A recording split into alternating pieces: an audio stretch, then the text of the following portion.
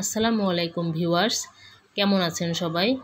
আজকে আমি আপনাদের কাঁচকলা দিয়ে মাছের ঝোল করে দেখাবো। এই জন্য আমি চুলায় একটি কড়াই বসিয়ে দিয়েছি এবং কড়াই গরম হয়ে এলে এতে তেল দিয়ে দিলাম। তেলের মধ্যে পেঁয়াজ এবং মরিচ কুচি দিয়ে ভালো করে ভেজে নিচ্ছি। বাদামি করে ভেজে নিয়ে এর মধ্যে আমি 1 চা চামচ হলুদ গুঁড়ো এবং 1 চা চামচ লবণ দিয়ে দিলাম, আর দিলাম 1 চামচ পরিমাণ জিরার গুঁড়ো দিয়ে আমি ভালো করে কষিয়ে নিচ্ছি। ভালো করে কষিয়ে নেওয়া হয়ে গেলে এর মধ্যে আমি মাছ দিয়ে দেব।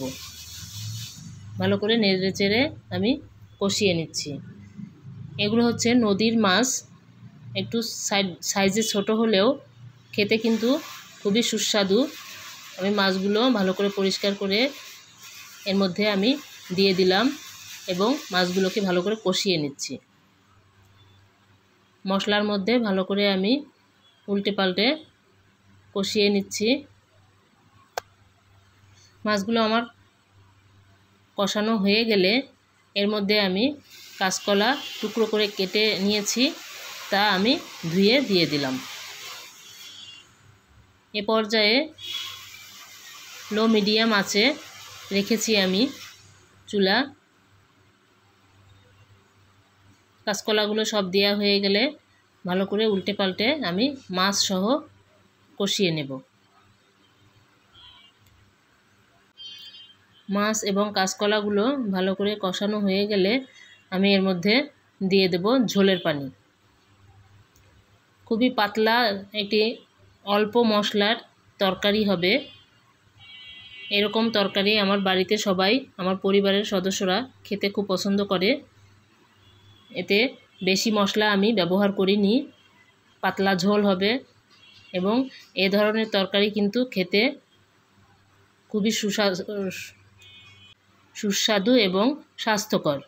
আপনারাও বাসায় এভাবে রান্না করে খেতে পারেন। আমি এর মধ্যে ঝোলের পানি দিয়ে দিলাম এবং ভালো করে নেড়ে চেড়ে নিচ্ছি। এখন আমি একটি ঢাকনা দিয়ে ঢেকে দেব। দেখেন ঝোলের পানি কিন্তু বলক চলে এসেছে, ভালো করে টকবক করে ফুটছে। এ পর্যায়ে আমি ভালো করে নেড়ে চেড়ে দেব এবং আবার ঢাকনা দিয়ে ঢেকে রাখব কিছু সময়ের জন্য। ভিডিওটি ভালো লাগলে একটি লাইক দিতে ভুলবেন না এবং ভিডিওটি কেমন লাগলো তা অবশ্যই কমেন্ট করে জানাবেন। ভালো লাগলে শেয়ার করবেন এবং আমার পেজটি ফলো করে আমার পাশেই থাকবেন, পরবর্তী ভিডিও মিস না করেন। ধন্যবাদ।